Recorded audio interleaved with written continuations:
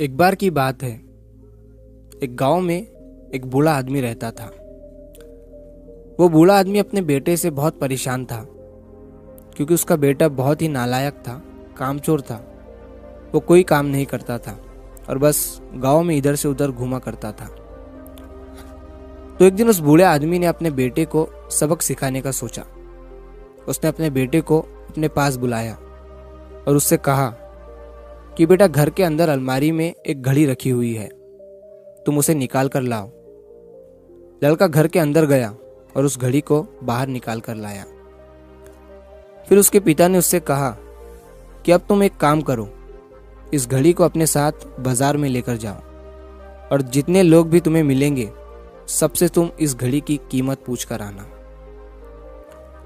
अब वो लड़का उस घड़ी को लेकर बाजार में चला गया।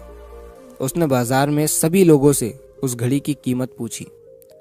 किसी ने उस घड़ी की कीमत 500 बताई, किसी ने 1000, तो किसी ने 800। सभी लोगों ने उस लड़के को उस घड़ी की कीमत अलग अलग बताई और कई लोगों ने एक जैसी। वो लड़का अपने पिता के पास वापस आया और उसने उनसे कहा कि पिताजी, सभी लोगों ने इस घड़ी की कीमत अपने हिसाब से बताई। किसी ने 500, किसी ने 1000, तो किसी ने 800। अब उस बूढ़े आदमी ने अपने बेटे से कहा कि बेटा ठीक है, घड़ी को तुम अलमारी में रख दो और जाओ। अब अगले दिन फिर से उस बूढ़े आदमी ने अपने बेटे को अपने पास बुलाया और उसे फिर से अलमारी से घड़ी लाने को कहा। लड़का फिर जाता है और अलमारी से घड़ी निकाल कर लाता है।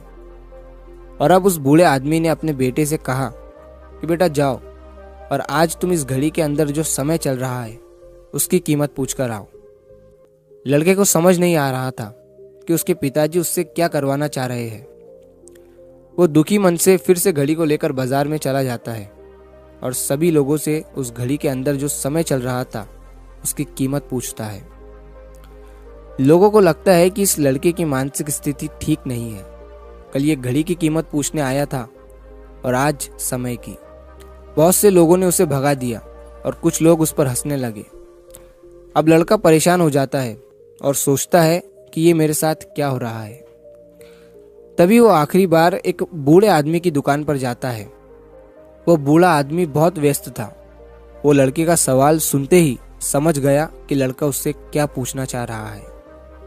उस बूढ़े आदमी ने अपना कुछ समय निकालकर लड़के से कहा, बेटा, ये जो समय है ना, जिसकी तुम कीमत पूछ रहे हो, इसकी कोई कीमत नहीं लगा सकता है।